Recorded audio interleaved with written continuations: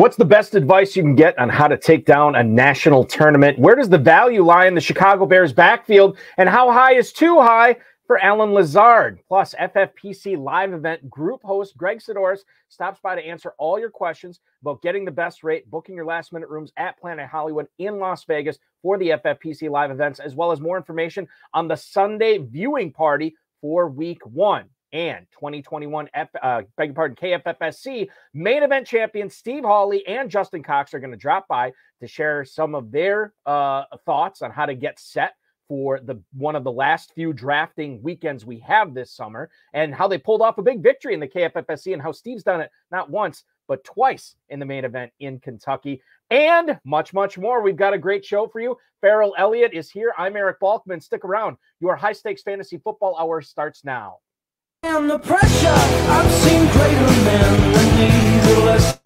Broadcast live and heard around the world, you are now watching the most entertaining hour of radio on the planet. Welcome to the High Stakes Fantasy Football Hour presented by MyFFPC.com with your hosts Eric Balkman and Farrell Elliott. The High Stakes Fantasy Football Hour is your home for analysis from the best players in the world. And now, because no one else was available, here are Eric Balkman and Farrell Elliott. Solace in the scripture, are we not all our father's sons? I became a man, nobody ever told me what a man was. Thank you so much, Rob. Greetings and salutations to all you Balkaholics and Farelliacs. Welcome to the latest episode of the High Stakes Fantasy Football Hour, presented by MyFFPC.com. I am, of course, your slightly above average host, Eric Balkman, and my co-host is the definitive commissioner of fantasy football, Farrell Elliott. Coming up on tonight's show, we're going to tell you how we're handling the Cleveland Browns after the Deshaun Watson decision. A few players that early drafters will want to know about on the preseason waiver wire coming up. And Greg Sidoris, the FFPC live event casino host, will give us the skinny on booking rooms, enjoying his viewing party on Sunday in Las Vegas, and much more. And of course, the 2021 KFFSC main event champs, Steve Hawley and Justin Cox, are going to drop by to talk a little knowledge on Michael Gallup, Irv Smith, Wan'Dale Robinson, and much more. If you want to connect with us on Twitter, you can do so at HSFF Hour. I am at Eric Balkman. Of course, Farrell at KFFSC. Steve is at Stephen_Hawley1. And then Justin Cox is at Justin Allen Cox on Twitter. And then make sure you're checking on our Facebook page, .com/HSFF Hour there, High Stakes Fantasy Football at gmail.com. If you want to send any emails to us. And of course, remember to like, subscribe, get notified, and share the FFPC stream so we can increase our subscribers. And with increased subscribers means we can increase the content for you as well. I want to thank our producer and mutual friend, Rob, and of course, our audio engineer, my best friend, Bryce, for getting all the emails, tweets, and everything to us tonight as we go on through the program. Before we get into the content, Greg Sidoris is enjoying some hors d'oeuvres in the green room right now. We're going to get to him momentarily. But I do want to remind you that $1 million grand prize is the chase is on for that right now at the FFPC main event. Both slow and live drafts going on. Make sure you're cashing in on your attempts to win the first ever season-long fantasy football redraft grand prize. That is going to be a lot of fun to follow throughout the season, as is the Football Guys Players Championship, a $500,000 grand prize in that, $500,000 at stake. We had numerous, at least a dozen drafts filling every single day now going forward. Probably going to be much more on the weekends. I think we filled like 3 dozen last weekend. It's going to be much more than that this weekend, and then the weekend after that. And then, of course, the draft-a-thon. So you will not have to wait long if you want to join one of those drafts. Dynasty startups available. We will be killing the clocks, the slow drafts in those dynasties. I think Wednesday is the last day you can do that. We'll have some live ones, 60-second timers and so on and so forth after that. But make sure if you all want to get in either a slow dynasty draft or the slow draft best balls, slims, Cinco slims, whatever, make sure you're getting in on those now before we kill the clocks on those. That is going to be starting, like I said, midweek this week. Of course, check out the KFFSC main event, KFFSC.com. Plenty of action going on over there. Big day for Farrell as he's going to talk about Cincinnati, the live events going off there tomorrow. Louisville will be next weekend. It's going to be a lot of fun. And we're going to be in Vegas in a couple of weeks as well for the FFPC live event, which is going to be awesome. Now, if you want more information on the live event, who better to talk to than to bring in our FFPC live event host. He has been a licensed casino host for more than 2 decades, and of course, the owner of Casino Connection USA. Please welcome back onto the program, Greg Sidoris. Greg, welcome in. Thanks for doing the show, man. Appreciate it. Hey, how's it going? Hi, Eric. It is great to see you. Thank you for inviting me. I appreciate it. Absolutely. Well, listen, we got to have you on, man, because I know a lot of the FFPC players have questions. I know I'm getting inundated with emails. Dave, Alex, Chris, Mike, Aiden, everybody is getting a ton of emails right now about the live event. So let's just talk about the fantastic discount code that you have once again provided us for the group rates at the FFPC live event at Planet Hollywood. You're paying exorbitant rates if you don't use this discount code. Now, you can still take advantage of this code, and you can still take advantage. I think the link is on our FFPC main event page if you want to book your room through there. When does that expire? How long can we not encourage anybody to wait? You want to do it soon. But when does that code, when do those rates expire for FFPC players? So there is no more waiting. The discount code is going to expire tomorrow. So we've all known about the event for a long time. So we do have some procrastinators that are out there that have called me, and they've been waiting, and I'm not sure what they're waiting for, but the rates outside the room block on Friday, Saturday are pretty staggering. They're in the $200 and $300 range, which the FFPC room block, which we do have, and once again, you get it at the FFPC, myffpc.com. You go onto that link, the rates for Wednesday, Thursday are $79. Friday, Saturday are $179 compared to that $279 or $379 without that. So we've had the same pricing now for 5 years. It's within our contract. Keep in mind that next year the rates will be the same, which is phenomenal because that's awesome. Yeah. Las Vegas is completely different once September starts compared to years ago. Now, even though the Las Vegas Raiders are on the road in week number 1, Vegas is going to be sold out. Planet Hollywood is sold out, which is one of the reasons why our room block, there's been times when they've extended our room block a week later to accommodate for the guys that are on the fence, the gals that are on the fence. But that's going to be really shortcoming. So that's tomorrow. You guys have to get in touch with me at greg@CasinoConnectionUSA.com. You can call me at 216-299-5390. Don't call me tonight. I'm on the East Coast, so it's already 10:10. If you don't mind, wait till tomorrow. I'll be waiting for your calls, and we'll get you guys in one way or the other. So there's always more than one way to skin a cat, but I'm trying to save you guys some money. Alex, Dave, Eric, all of us can't wait to see you, but we would love to see you out there with the most affordable rates. Is that the best way to do it, Greg, is contacting you via email or phone to book? I think at this point it would be. You can still go to the link, and I think that you're better off calling me, because then I can get your information and I can make sure that you're going to get a room in Planet Hollywood. If it's not through the link, then I'm a national casino marketing host for Caesars Entertainment. We still have another avenue to place you. But once again, we're going to try to get you in the room block, which is what we're always hoping for. It's kind of surprising. I was talking to Jeanette today, and, we have about 200 people that have signed up for our rooms right now in Planet Hollywood, which it's a good thing and a bad thing, because we have 700 or 800 people that are coming out to the drafts. So we're trying to figure out where these other 600, 700 people are staying.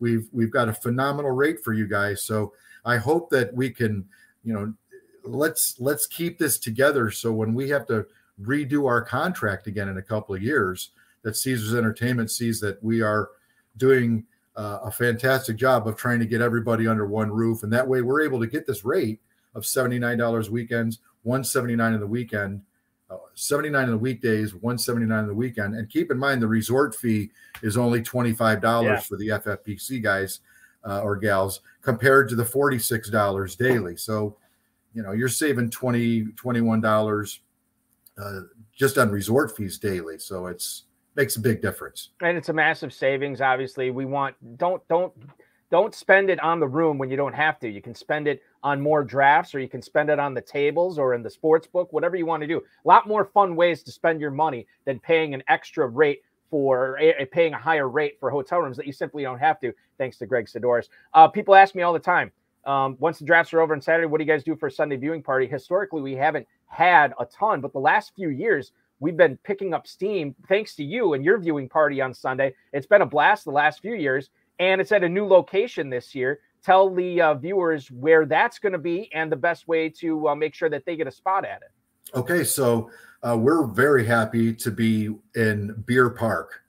Beer Park is located, great name.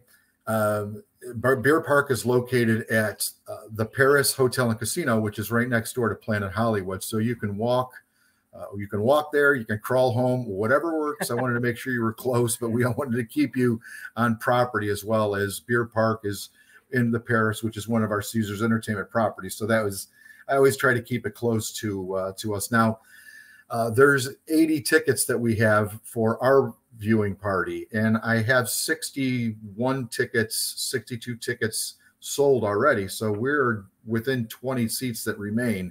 The price for the tickets for this event is $225, and that part of that $225 is for your seat from 9 o'clock in the morning until 4 o'clock, which is both games.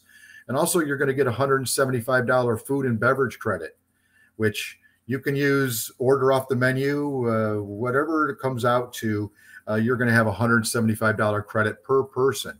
The one thing that's not included in the price of the ticket is a 22% gratuity that the restaurant tacks on to your bill when you're checking out, plus the tax. So we couldn't absorb that as a group of 22% taxes for the 80 people. So we had to, it's your tip. You guys are going to come and enjoy yourself. So that 22% is your gratuity.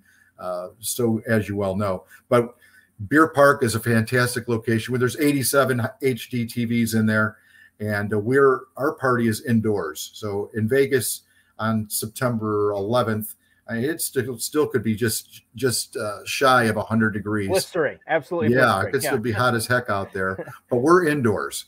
So Beer Park has an indoor section and an outdoor section. I've reserved premium seating and some comfortable bar seating indoors. So we still have to, I've got 19 tickets available. It's all FFPC guys. So there's no outside. I hate to say outsiders, but there's I have one person people. That's outside, Eric, outside the FFPC that's coming to this party. So it's going to be a very quaint and comfortable group. I made it to Beer Park for the very first time last year, and it was the day, I'm trying to think about this. If it was, I think it was Monday. It was Monday for lunch, and I went there, and the Baltimore Ravens the team was having a party for front office people. There were some season ticket holders, bigwigs. We're right at Beer Park. We're sitting right next to it. So it's a really awesome spot. And I had a blast there. I look forward to having another blast this year. Room rates, viewing party. Is there anything else that you want to pump up yourself for that you can do for the FFPC players out in Vegas? I think, the other services, we want to make sure that you guys keep in mind, we have our Thursday party with the FFPC that you guys sponsor. The doors open typically at 4:15 for that game between the Rams and the Bills. That's a great party that Alex and Dave and you, Eric, you guys throw that. So we'd like to see you guys come out for that. That's always fun. Big room. We're on the third floor or the mezzanine level at Planet Hollywood. Great viewing. We've always had a real nice time there. And I have my halftime prize giveaway, that free giveaway. I'm giving away different things to our valued customers. It's always such a nice event. I can't wait to see everybody. I just can't believe that it's already here again. And if you want to join us out for the live events at the FFPC, you haven't booked your room, maybe you want to get into the viewing party because you already booked your room with Greg, make sure you're giving Greg a call, 216-299-5390. Is that it? That is it, 216-299-5390. My email address is Greg, Greg, at CasinoConnectionUSA.com. Shoot me an email. I'll get back with you. Shoot me a text message. I'll follow up with you. I'll be looking for your calls tomorrow. So I've dedicated my day to the procrastinators of the world and I look forward to talking to you guys and make sure we get you guys in.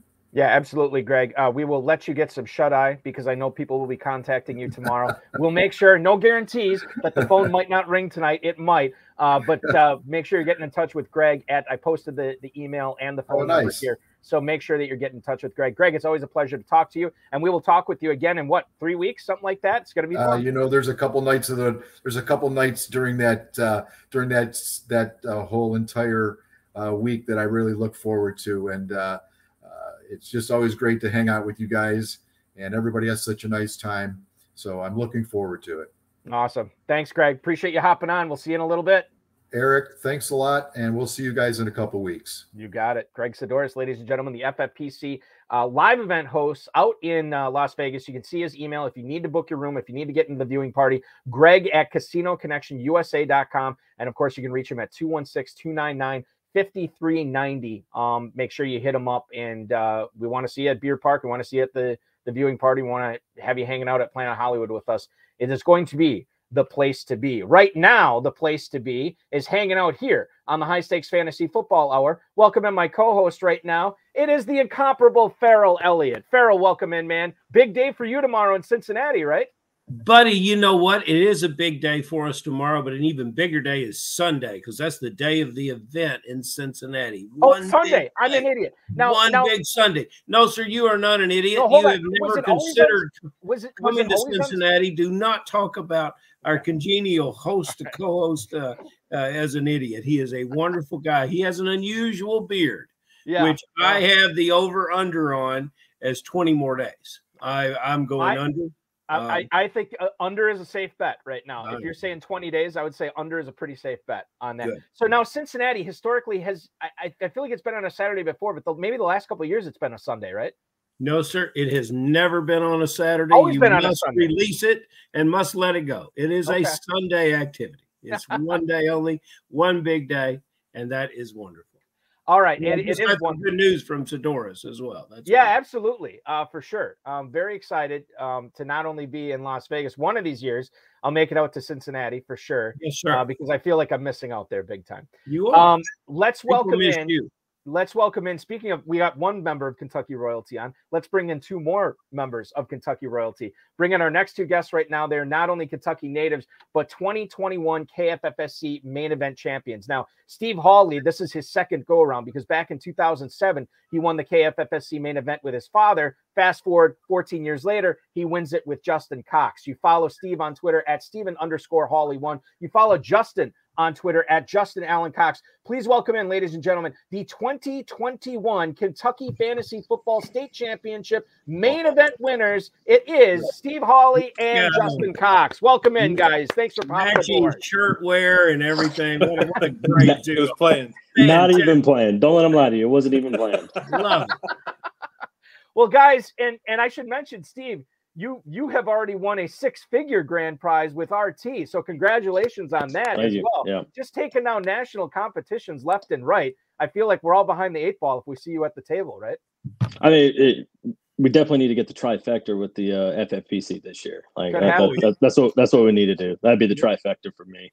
Nobody is betting against you guys. I'll tell you that right now.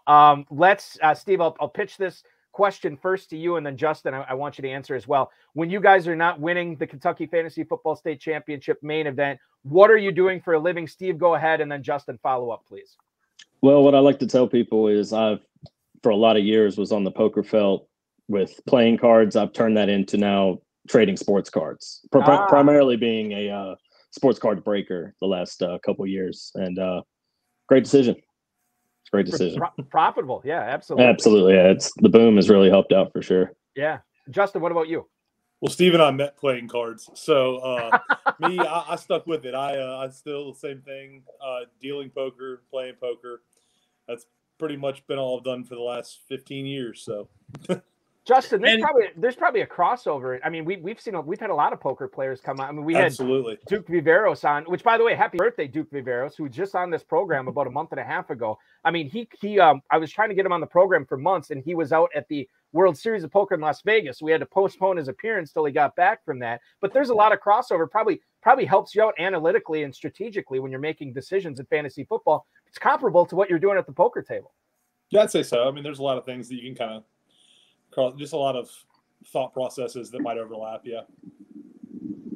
Farrell, go ahead. I'm sorry, I cut you off before. No, you didn't, Bonky. But what you just witnessed there was a very typical response that you get from the Hawley Cox combination. It was a response that was courteous, yet held close to the vest. These gentlemen keep their card close to the vest. And when one of them answers and the other stays mute, that means they wish you had never asked the question. That's kind of what's happening there. But, okay. Steve, every year I hear someone say, and it happened about 3 weeks ago on this very show, that when your first-round draft pick gets injured, your season is over. So not only, Balky, did we go down memory lane to when Steve won a national prize, but he lost his first-round draft pick, and I do believe it was the first pick of the draft. Injured and lost for the season, you went on to beat I don't know how many hundreds or thousands of players, but nevertheless, it was a substantive six-figure win.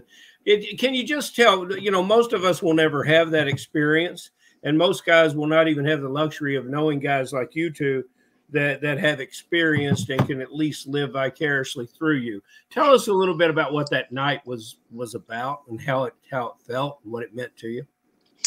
Well, going into it, it was the double header on Monday Night Football that they did back, 5 years ago. It was Pittsburgh at Houston, and it was the Eagles at the Raiders. Now, going into that Monday night doubleheader, I was in pretty good shape with having 4 players still yet to play, and one of them being a quarterback. At the time, I was in 4th and 9th place in the contest with 2 teams.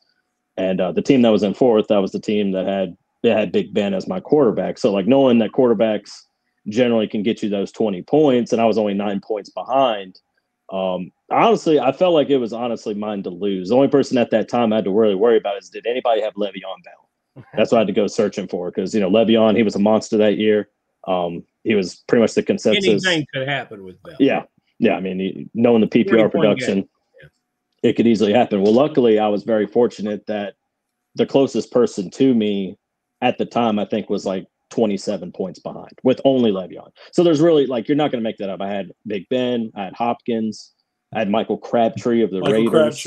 Yeah, Michael Crabtree of the Raiders, and I had Pittsburgh defense. So what you're saying is this was the longest 60 minutes of your life. You would never get this game over. Essentially so. And it was really looking at the end of the first half, if y'all remember that game, the halftime score was 23-0. I was like, oh God, they're gonna pull Big Ben. There's nothing to play for. They might pull Hopkins. I was kind of sweating. At that time, I was up 12 points, but I still had the second game to worry about. There was some Alshon Jeffries. There was some Zach Ertz. Zach Ertz had a big year that year. I had to worry about him. And I was like, oh God, I started just getting kind of sick to my stomach. I was like, this would be pretty gross if this doesn't come through. Luckily, first drive of the second half, DeAndre Hopkins made that miraculous touchdown catch. If y'all remember the play, it was a great play all year. And from that point on, I was like, okay, I could rest a little easy. My second team, that same year, that contest, I had the second place finish. I had Juju on that team with Big Ben. Very next possession, Juju scores a touchdown. Forget that. Yeah, next thing you know, I was setting good with the final, with going into the Raiders and the Eagles game, just really sweating Alshon Jeffrey with me having Crabtree, and they both put up zeros. Yes. Yep. They both put up the weather zeros. was horrible. The weather was horrible. 40-mile-an-hour winds. Yep. I had no sweat, and I was like, wow, no sweat at all. Just coasted through that. Congratulations. That game. Tired of talking about it. Yeah, I'm too. I remember that game because the KFFSC main event champ that year was Menasha, Wisconsin's own Kurt Awe. And he was sweating out Chad Schroeder, who I believe had Alshon Jeffrey in that second game. And I'm like, well, there's no way he puts up a 0 or what, Sure was. Only up by a few points. And then the weather was terrible, as you just said, Justin. And I was like, okay, there's a real shot here. And I'll tell you what, now I was pulling hard for Kurt. I don't know about you guys, and Steve, you can probably speak to this as well, especially in your circumstance. That was not enjoyable. That experience in the second half watching that game. No. I didn't enjoy that one bit. It's the sweat. It's all about the sweat. No, it sucked. And it was great at the end, when it, but at that point, it's like, geez, just get it over with. Anyway, moving on. Congratulations on that for you. Justin, you obviously, you're no stranger to winning national competitions. You just won the KFFSC. You're going to be gunning for $1 million in the FFPC main event this year. So I know normally you guys play a lot of KFFSC, a lot of RT. Now you shift over to the strategy portion of the FFPC, tight end premium, double flex, and you're also trying to beat out thousands of other teams instead of playing in, not that you play in this, but like when you're normally playing in just a normal fantasy football league, like a lot of the viewers are, you're just trying to beat 11 people. Now you're trying to beat thousands. How does the strategy change when you have to beat that many people as opposed to just a handful? I think the big thing is we're more willing to reach for guys that we want, guys that, we're typically used to taking maybe on RTs or somewhere else. We might be typically used to taking them in the 8th round. There it might be somebody like, especially like wide receivers. Wide receivers will fly off the board in FFPC. Tight ends, obviously, as well with tight end premium. But like guys that we're used to taking other places, we're more willing to jump up and get if we need to. Basically, and swinging for the fences instead of going after guys that are going to be typically consistent. Like a guy like Brandon Cooks or something like that. Like, he's going to be consistent every week. Surely, probably going to get you 15 to 18 points. But like in this kind of setup, I might be more willing to take a shot on somebody, Amon-Ra St. Brown or something. Somebody that might typically ADP be down, 5, 6, 7 places, but somebody that could hit a different level than a guy like Brandon Cooks could or something. Just those guys, for instance. But those kind of things, I don't know. I mean, that's about well, let me ask you this, Steve. Knowing what you did with RT and cashing that 6-figure prize, losing your first overall pick, you came back, won the whole thing. Has that made you more, I don't think reckless is the right word, but maybe aggressive with home run swings in the first few rounds as opposed to waiting to the mid rounds to take your home run swings? Yeah, for sure. You definitely want to use the early rounds just kind of as your consistent basis. And then we've seen even in the past couple of years, even it's the guys in the middling 5th through 8th rounds. So those guys that pop that are really that's going to get you there. Obviously, last year was a good example with guys like Debo and Cooper Kupp and Jamar Chase even. Jamar Chase. So you do it's not so bad in those early rounds, just getting those consistent performers. Mm-hmm. Another thing too is if you're competing with a lot of volume, like a lot of teams in these contests, just really kind of mixing up your rosters. You don't want to just go all in completely on one guy or a couple guys because sure, it's a lot of boom or bust, but on the flip side, if you're mixing up rosters, it just creates a better chance for you to win overall. That's very good advice because I drew a 5-spot and a 6-spot in the FFPC, and I've been struggling with that because I got to really be conscious when we go there live to Planet Hollywood to make that team look different. And one way I could make it look different is to get involved with the Chicago Bears backfield, which I really haven't done since I drafted Montgomery back in February, March. It's Montgomery, it's Khalil Herbert.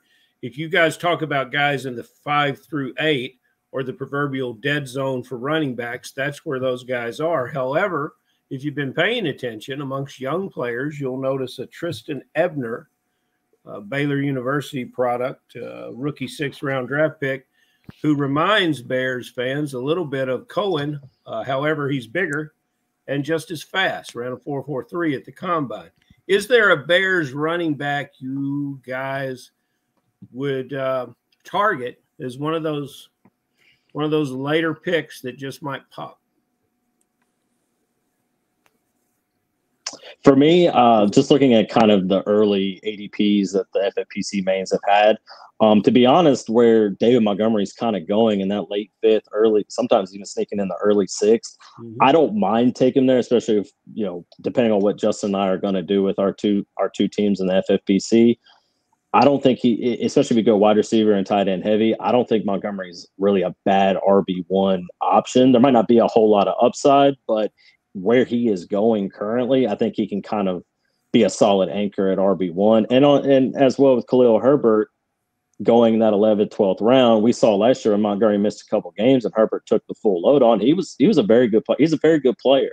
So I also think he can be kind of like a cheap handcuff. You maybe have some standalone value. There's some talk that he might be involved more, even with Montgomery healthy. So with where they're going, I honestly don't mind either as an option, especially depending on how you go about your roster in the first 5 rounds.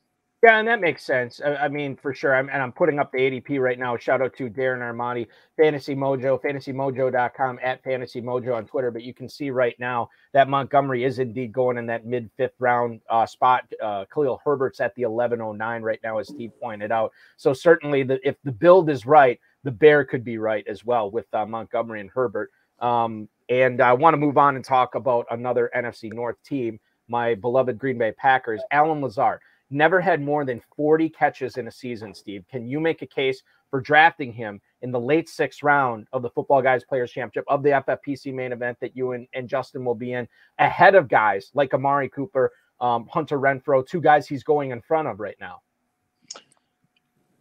The way I look at it is you still have Aaron Rodgers as your quarterback, and you just kind of look at the history of the team since Rodgers has been quarterback. There's always been a guy, whether it be all the way back to Donald Driver, to Greg Jennings, to Jordy Nelson. Like, there's just always a guy, and a guy that's not very highly drafted or really heralded at all, but Aaron Rodgers just seems to make them a player. So Allen Lazard just kind of seems like that next guy up. Now, obviously, a lot of preseason, a lot of Romeo Doubs talk right now. You know, we haven't seen Christian Watson on the practice field, so you don't really know with him. But somebody has to step up, and I'm just not going to feed into the Sammy Watkins. I'm just that ship has sailed. That ship has sailed for me. You know, Randall Cobb. You know, they have like a personal repertoire with each other. Maybe there's some resurgence there, but in the 6th round, I mean, I think this is definitely worth the spot, especially over a guy like Cooper, with Watson now with the 11 games, and then Renfrow getting Devontae Adams, getting a likely healthy Darren Waller. Yeah, for me, I am taking Lazard over those 2 guys. I am taking that shot. That's the type of guy that you take a shot on that could potentially pop to win you an FFPC main. Well, Justin and Steve, I got a question for both of you, but I want to point out something to Balky real quick. You remember when we were talking about the Chicago backfield, Balky? Yeah, absolutely. When Steve finished talking, he didn't say one thing about the rookie running back that ran the 4.43 at the combine and looked real good. And when Steve finished talking, Justin covered his mouth. Now, that just that's what I'm saying is going on here. So that's okay. Now, this is why this podcast is video now, so you can see this. This is for both you guys. Between the lines. Whoever wants to jump in with this. Michael Gallup apparently is not going to be ready for game 1. I am intrigued by the wide receiver possibilities such as Tolbert down in Dallas. However, Gallup has impressed me enough in his career that I'd like to have him on my roster whenever he does come back. And where his ADP is, you're not really forced to play him until bye weeks come around. Am I wrong to add Gallup? Am I wrong to add Tolbert? Do you guys share with me the fact that when you look at CeeDee Lamb last year, there's a lot of guys that catch passes in Dallas. CeeDee Lamb caught great earlier in the year, not so great at the end of the year. I expect he'll be fine, but I don't think he's the only receiving target in Dallas. What do you think about these other guys? Yeah, I think Dak loves to spread the ball around for sure. I think there's been a lot of hype around Tolbert and everything this offseason and everything. And as far as, I mean, with Gallup, I think he's going like the 12th round in ADP right now, I think. And I mean, at that point, you're just taking a shot on guys that really might mean nothing in the duration of the season. So a guy like Gallup, who's been there with has been played with Dak and for the last couple of years, I think he definitely worth grabbing and holding on to. Okay.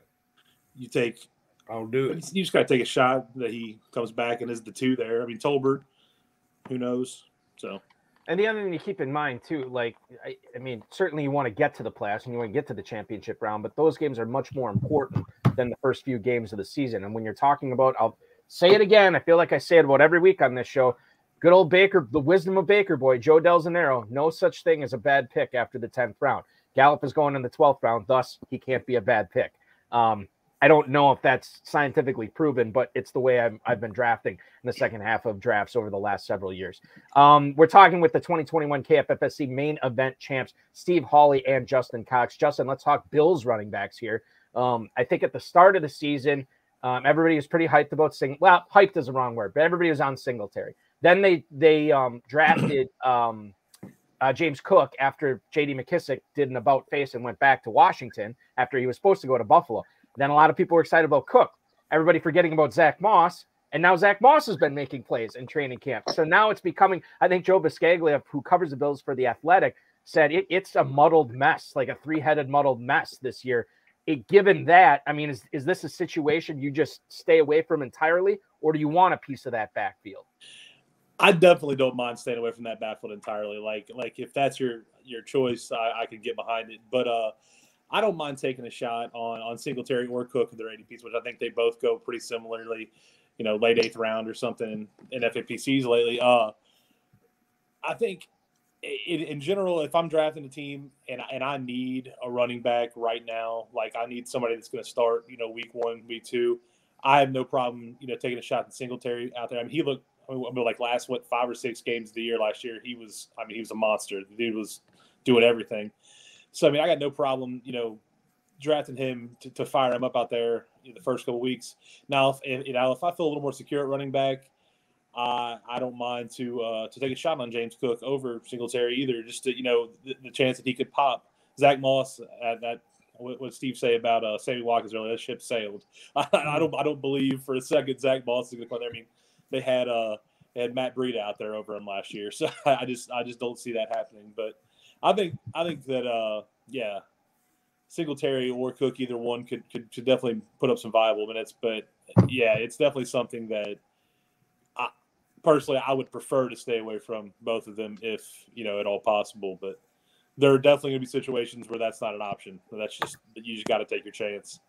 So. And you are outsourcing information there, Balky, to get ready for the KFFSC next weekend, because I've noticed you ask that question every show. You really do. You ask I got to figure it out, Farrell. Every single show. and I'm contractually, I guess, obligated to ask this question.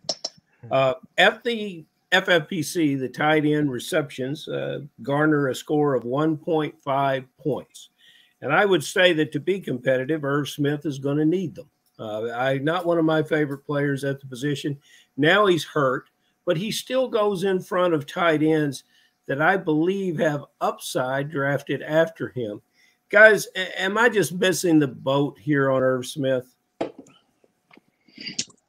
For me, I don't think that you're missing it, but I think it's also a situation of like, who are the guys that are going around him? Are they going to be in an offense that's going to provide enough volume to where a guy like Irv Smith, with the options that are ahead of him at wide receiver, that he can really capitalize? But where he currently is going in the 11th, 12th round, I mean, you're probably looking at guys like Hunter Henry, maybe Alberto out of Denver, which he might have a little bit more upside being younger.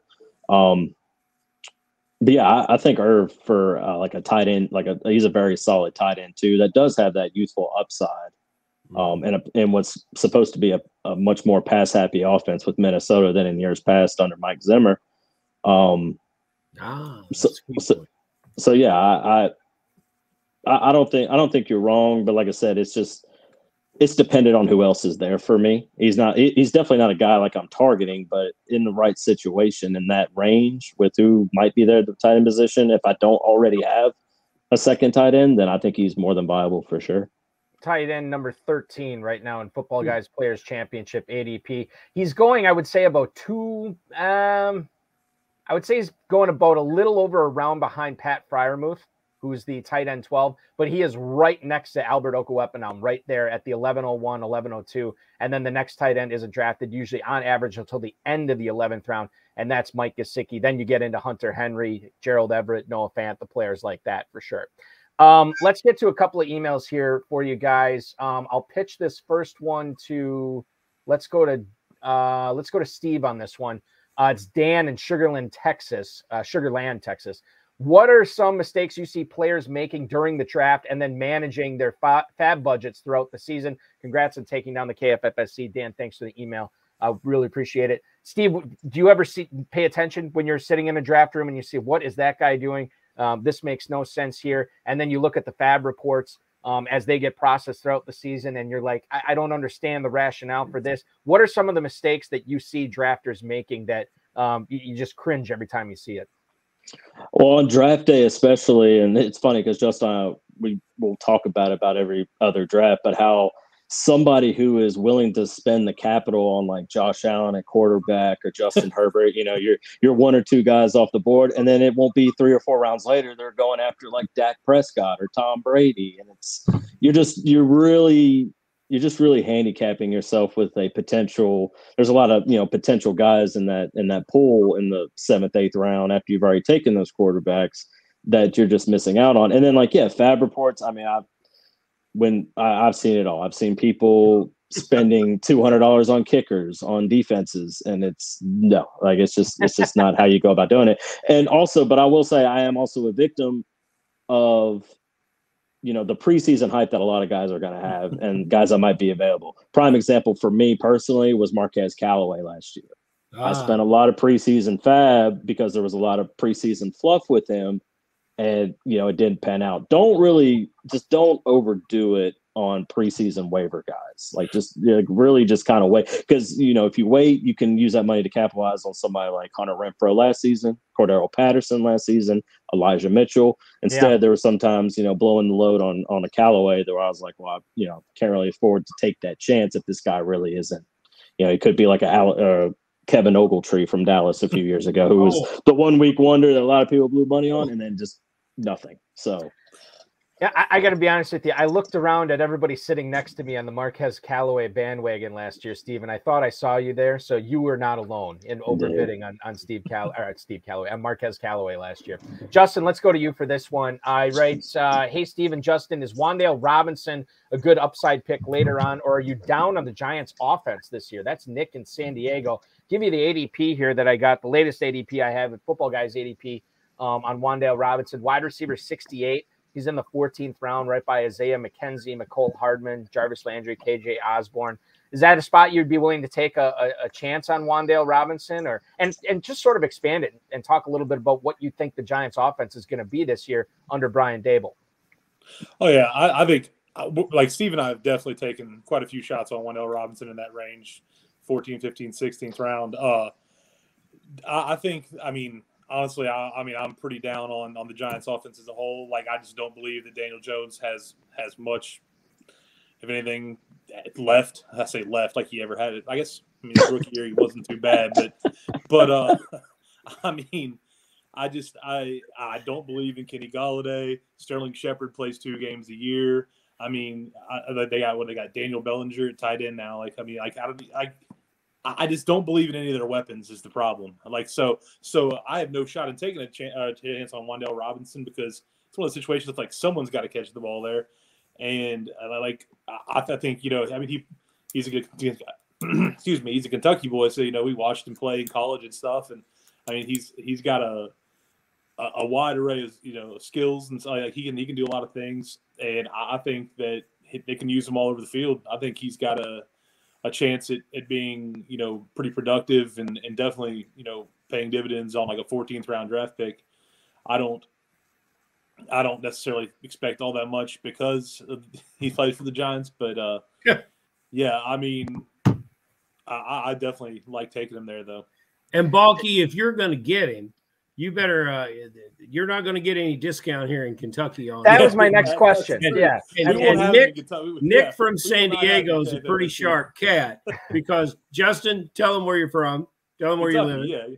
Yeah, and Steve Hawley, still remaining from parts unknown. You just got to Lexington, Kentucky, right, Justin? Yeah, Lexington. There you go. You're a Wan'Dale Robinson expert.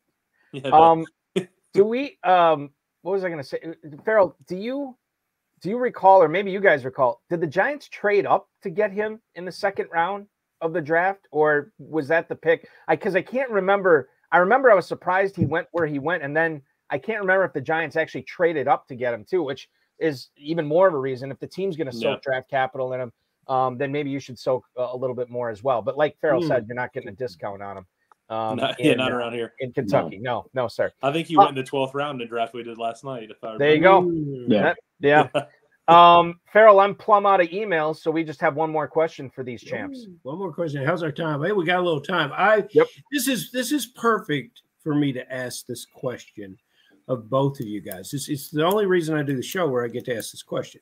But I've got to tell a quick little story, because Steve Hawley has a history, and Justin couldn't verify this, but Balky, I want to let you in on it. Steve will occasionally hold a grudge, and I found that out when I was in Las Vegas. I was a little bit verklempt at what I was going to do in the 14th round, and I'm sitting on the corner and I'm saying, man, sure wish I had somebody to bounce this off of. And I look over my left shoulder, and here comes Hawley, just on perfect timing. And he's walking across the floor, cool and collected, which is the way he moves and the way he does things. And I get over there and I said, I'm up. I said, he goes, what are you going to do? And I got my clipboard. And I pointed to the player, expecting 1 of 3 outcomes, sort of a shrug, a nod of the head, or no, why don't you do this? And pointed at another player. That's what I was expecting.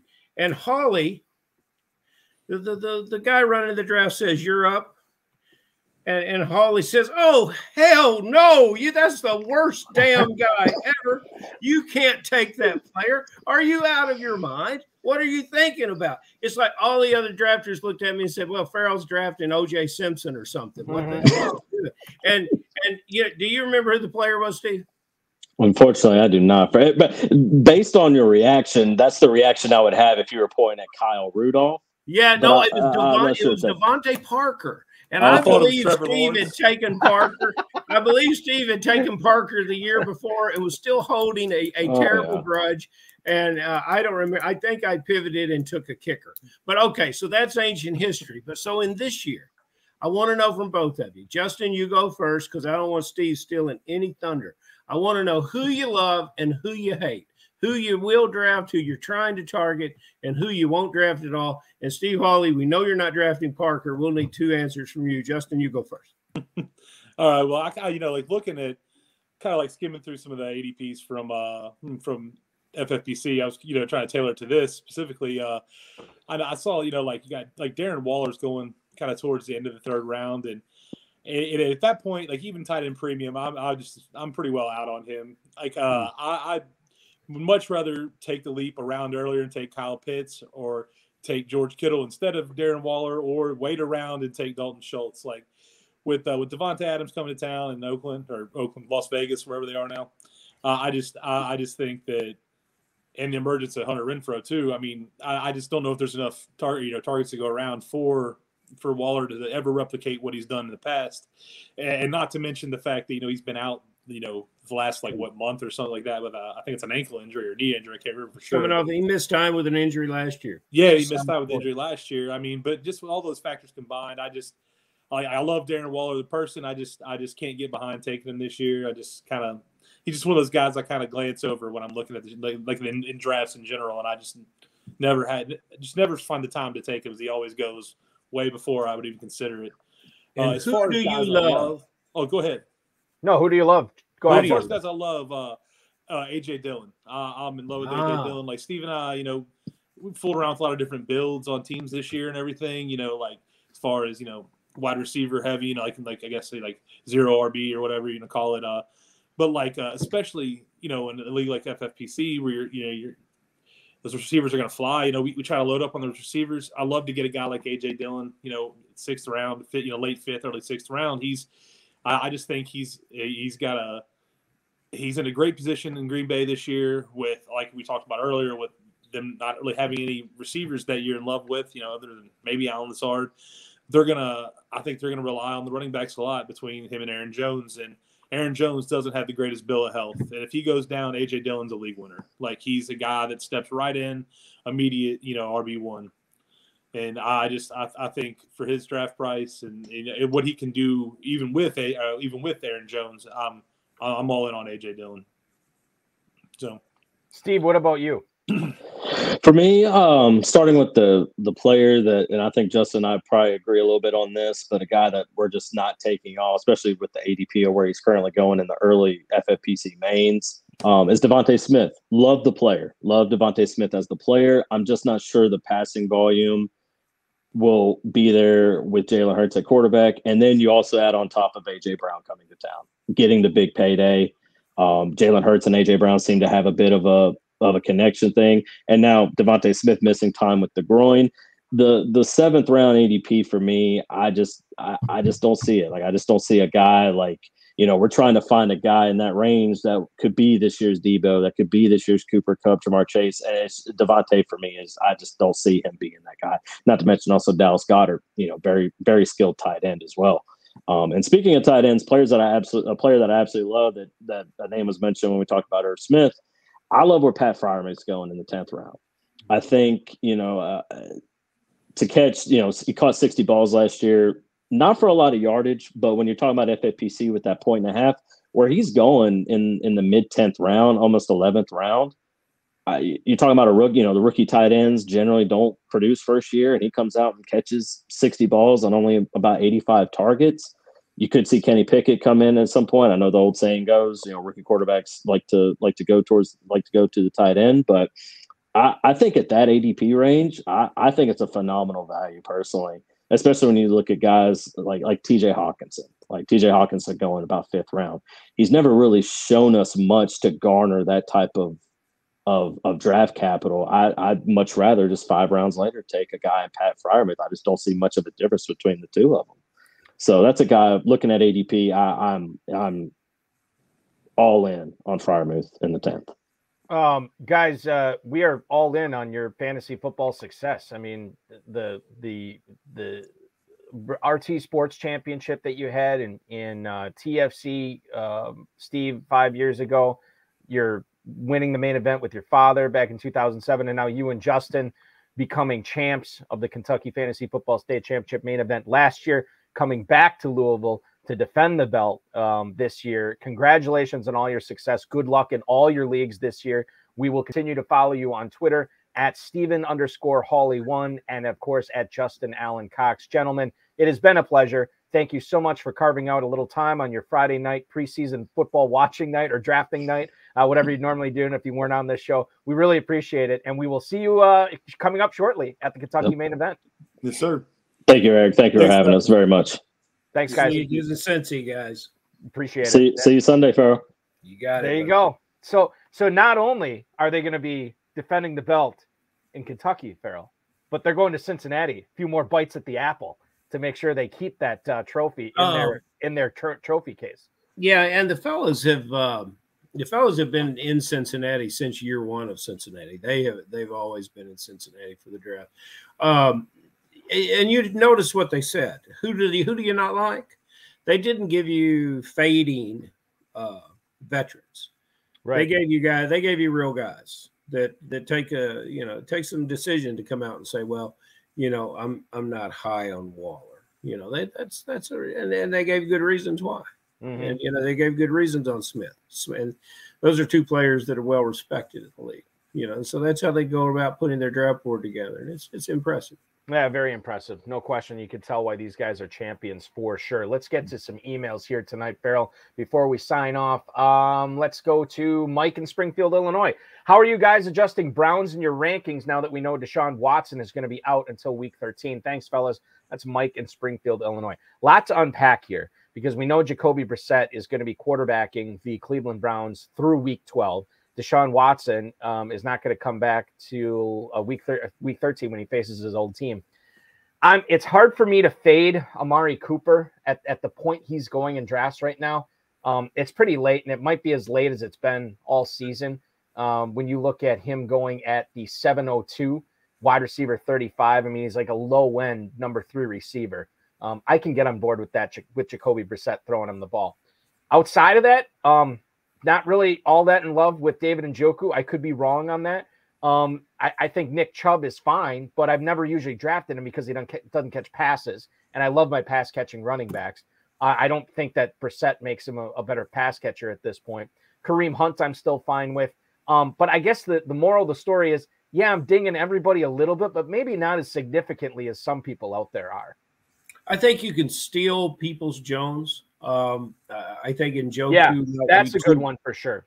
I think Njoku might be too deep in the progressions for Brissett. I think he'll want to get rid of the ball quicker. That's just a thought. But Jacoby Brissett at this point in his career is an average NFL quarterback. He's in the middle of I'm comfortable with calling him that. I don't see him as one of the latter performers in the league. And if he was given the helm of the team, this team for the entire season, I think he could probably approach a 500 record. I think he could be successful with a lot of teams. So it's not that this is a bad quarterback. There's still an opportunity or a chance that somebody else joins it. I hope they don't, because I would like to see Brissett have an opportunity to do what he can do with this team.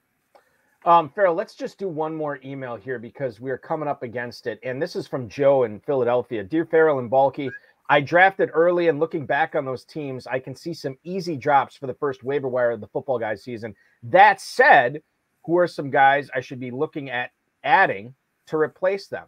I loved all those Pros versus Joe streams. Thanks, Joe in Philly. Appreciate it. You had mentioned a few players today that you actually watched some profiles on NFL Network, some guys who are making some noise in the preseason and maybe should be making noise not only late in your drafts if you're drafting right now, but maybe when that waiver wire comes through, guys you should look at because they probably weren't drafted early on. And I wonder how I missed some of these guys. I'm aware of them, but I don't really know their story. And I was surprised to see the speed element of Danny Gray with the 49ers. Now, is Danny Gray a player that you can go draft this year? He could be a game changer for the 49ers. He was the 16th wide receiver taken. And if Darren has numbers on how often Danny Gray has been drafted, I would say they're scant. But this is an explosive player. And you think while he moves so fast, you say, well, that's a little guy. He's 6 foot, 200 pounds, and he just might be what the 49ers are missing. Khalil Shakir, we've beaten the drum for him for a while now. Should you draft Khalil Shakir over Jameson Crowder? And I would say no, but you should be aware of Shakir when Crowder becomes injured. Shakir makes a fantastic waiver wire pickup because he can be productive. But Crowder he realizes the ambitions of what this team is looking for, a team that we think is a Super Bowl contender in the AFC, that everyone thinks that. So that's a couple guys. I think you need to look at Malik Willis, Balky, and just understand that you're not going to draft. This is interesting to me that Malik Willis, that you bring him up, because I think unless you're in a super flex league, it's tough for me to get excited about him. But I don't think you should get excited about him as a player, although towards the end of the year, we might see him get some starts in the game, depending on what's happening with that team. But I think what he brings to this team, there are going to be packages for him around the goal line. That's going to change some things. Tannehill, when everybody struggles and takes Tannehill as a late quarterback, they say he might do something with his feet. He could be supplanted in that role. It might take a little red zone work away from the big running back Henry. There's plenty to go around there, but he's a player that could add an extra dimension to the Titans, which makes me want to look at all the other players in the Titans and what I think about them. So as you watch the preseason games this weekend and next weekend, familiarity with the players is what you're looking for. And when you only know a guy by name, dig a little deeper. What do you make of I can't remember the kid's name, but in the Titans' first preseason game, you didn't see Hassan Haskins come in until the third drive or fourth drive, and I believe it was Julius Chestnut. How do I forget a name like Julius Chestnut? I don't know, but he started the game last Thursday. 7 carries, 44 yards, 12-yard catch. If you are of the belief that Derrick Henry is going to break down, is Haskins the guy, or do we have to start looking at Julius Chestnut late? Again, awareness is the key thing. Now, drafters are going to love Haskins because Haskins played very, very well in the game. And they might flip-flop those roles in the next preseason game, but Chestnut's a player to be aware of. What you want to avoid, and I don't understand the Henry breaking down situation, but what you do want to avoid is trying to catch up. So you're doing a great service of bringing this player up now when you can watch him and see how he moves, because you're not going to see much from him unless there is some sort of catastrophic injury to Henry there. Farrell, it was awesome having you on once again. I will see you in person on Friday, week from today. Yes, sir. At the KFFSC main event. I wish you nothing but a successful KFFSC main event day in Cincinnati on Sunday, not Saturday. And I can't wait to do it, man. We are in the thick of it. This is the best time of year. Can't wait to draft some teams in Louisville. I'm really, really looking forward to this season. It's going to be a great one. We will follow you on Twitter at KFFSC. KFFSC.com is the place to go. Online main events is where it's at right now, right? It is. We're down to what I think is 11 different live spots, but we have a variety of online events. They're filling Saturday. Tomorrow we've got some. We're sold out for Sunday night. Just take a look and count down, and when they go red, grab one and get in it. But don't wait. We've got a lot of guys that are hungry to draft. It seems like after Cincinnati, it really, really picks up. And, Balky, I want to thank you for all your contributions to the KFFSC, not only in there's promotion, but you are a very involved player this year, and we're going to love seeing you in the draft room Friday, Saturday, and Sunday at Caesars. Yeah, can't wait. It's going to be a blast, man. I will see you then. Enjoy your weekend, dude. Thank you. Farrell Elliott, ladies and gentlemen, the definitive commissioner of fantasy football and my co-host for the High Stakes Fantasy Football Hour. I do want to thank Greg Sidoris, Steve Hawley, Justin Cox, Farrell Elliott, the FFPC, Rob Bryce, and of course, each and every one of you for tuning in, streaming, downloading, and watching and listening. I know I did it earlier in the program. Happy birthday to former guest of the show, Duke Viveros, who is crushing a lot of football guys drafts this year. And I believe is in the main event as well. So maybe he'll be the $1 million winner this year. Maybe it'll be you.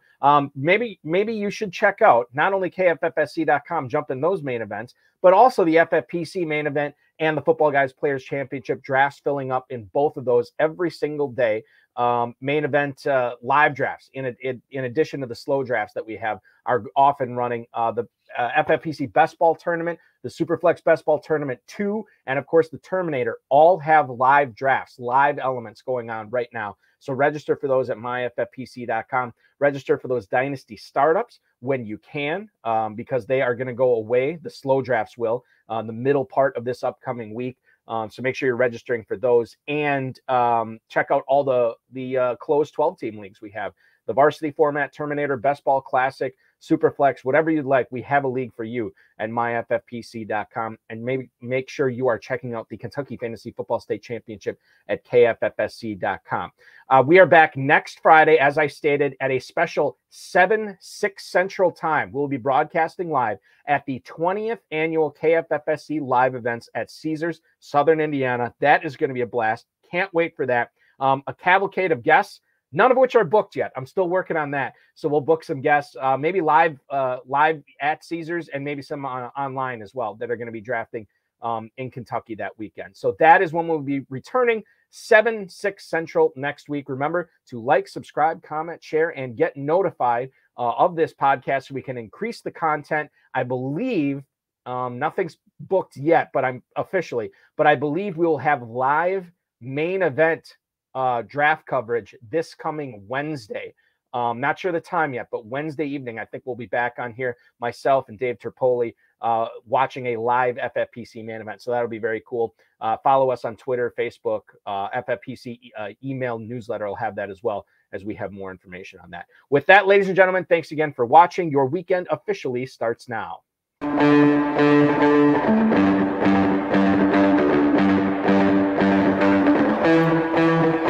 This has been another episode of the High Stakes Fantasy Football Hour presented by myffpc.com. It was broadcast live and was watched around the world. Balky and Farrell will be back next week with more analysis, more interviews, and more advice from guests much smarter than they are. Thanks for watching, and we'll talk with you again next week. By the way, ladies and gentlemen, just want to point out one more thing. We have, thank you for helping fill the FFPC main event draft starting in about 25 minutes, of which I'm commissioning tonight.